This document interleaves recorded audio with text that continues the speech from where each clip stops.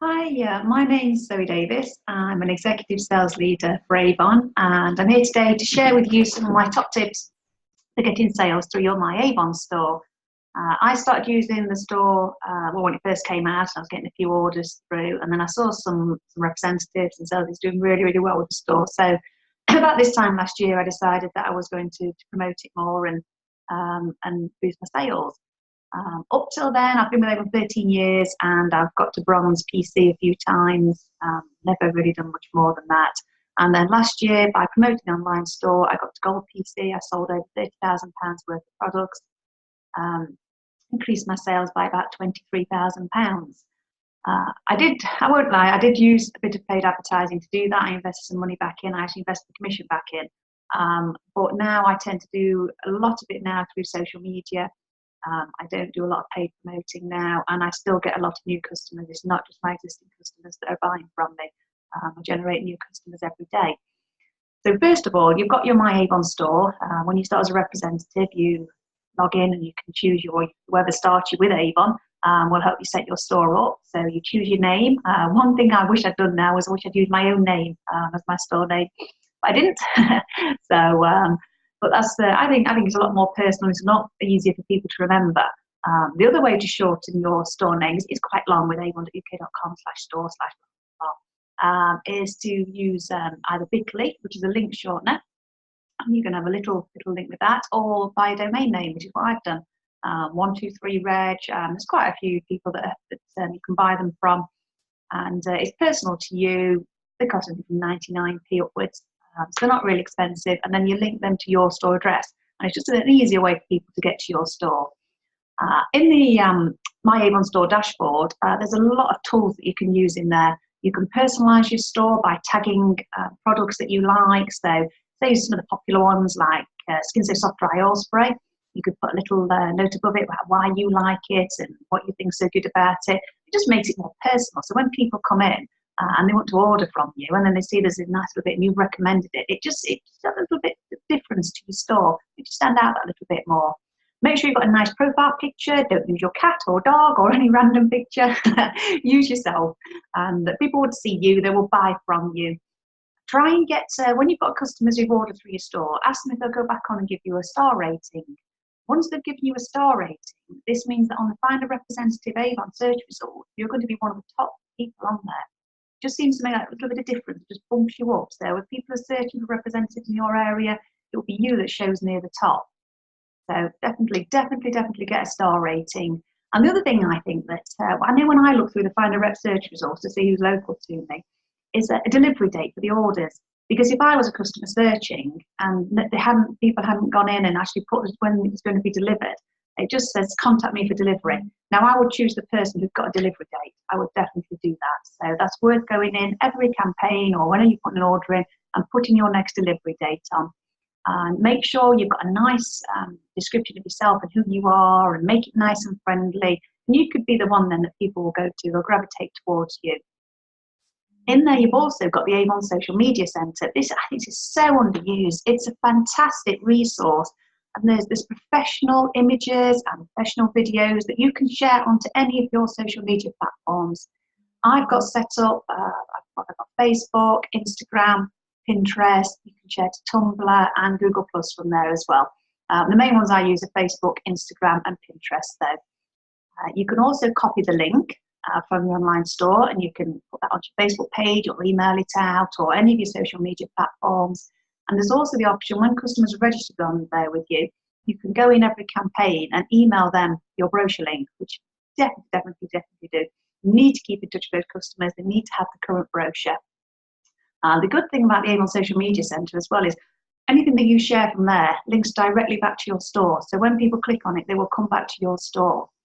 I tend to use the Twitter link. You'll understand if you go and have a look on this. If you click on the Twitter link, there's about 8 numbers at the end of the link, and that is your personal link back to your store. So if you copy that Twitter link, you can use that on anything that you're doing linking back to your store, and it's a definite link back. If you're doing Pinterest or pins on Pinterest, I always use the Twitter link to link back to the Avon Social Media Centre. It seems to be a more secure link. There's also, I mean, you've got paid ads as well.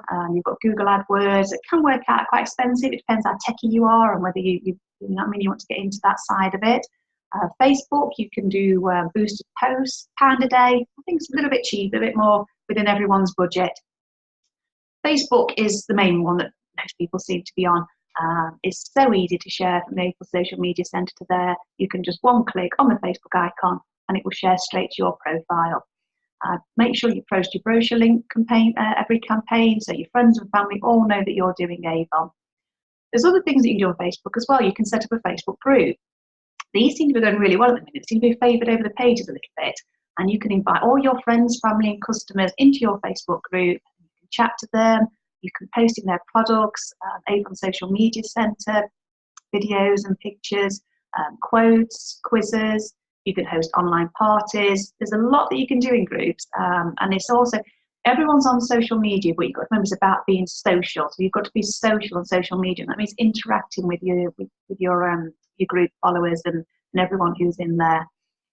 As well as groups, you've got pages, Facebook pages. I set a page up just over a year ago. It's got 11,000 followers on now. So it is a lot on there. A page is more of a showcase, I think, though. It's not so much, you don't interact so much with the people on there. I mean, I put on the same as what I do in the groups, the Avon Social Media Centre. I write blogs, post my blogs to there. I try and not make it very salesy. It's very, very few and far between that you'll see anything on there that says join Avon. The other posts are, or buy Avon. I talk about the products. I share quotes on there.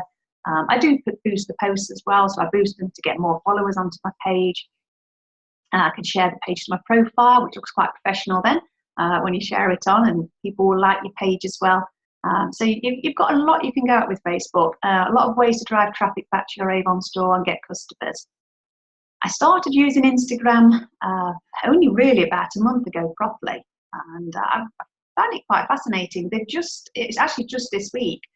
If you've got a Facebook shop, that's the other thing you can do within your page. You can actually open a shop and you can copy items over from your Avon store into your shop and link them back to your shop. That's where the Twitter link comes in handy, because you need an actual link to link back to the product.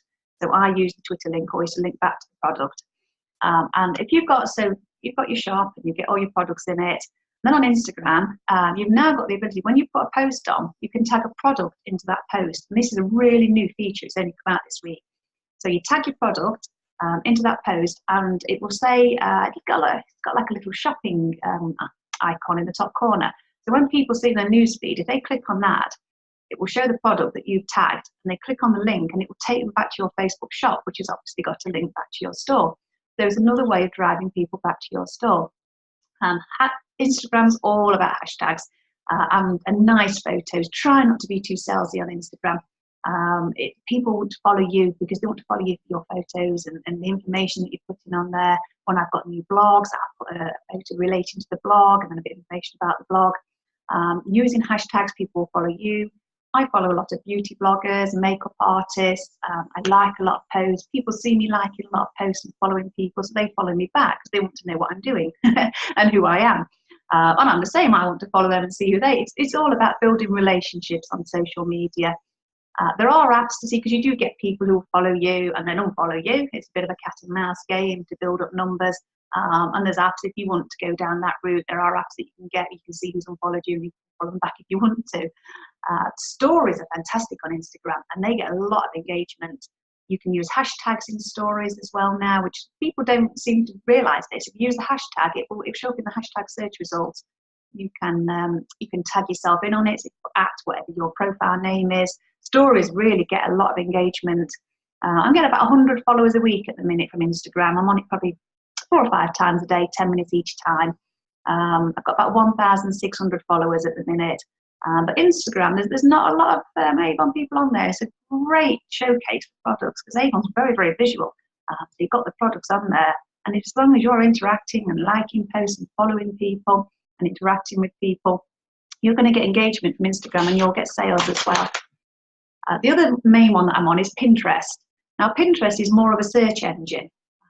It's more using keywords. So you set your boards up, all different boards. You can have eye makeup, lipstick, Use all these different boards, put lots of keywords in, and then when people search for some new lipstick, your board could come up or your pins could come up.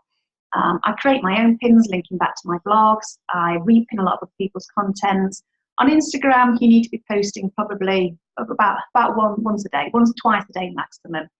On your Facebook pages, you're looking at 3-4 times a week. On Pinterest, you can go for it really. I repin between 5 and 20 pins a day onto my boards, so that makes my boards interesting. The reason you repin other people's content is that then people follow your boards because you've got interesting content on there. It's a much slower growth on there. I've only got about 725 followers, but I get a lot of views. I've nearly about 400,000 views in the last month, so I get a lot of people looking at my pins. I did a blog post last week, and I'm pleased I'm doing this after I did this blog post. And the pin that I put on, I went into Canva. I don't know if anyone's heard of Canva. It's a free tool.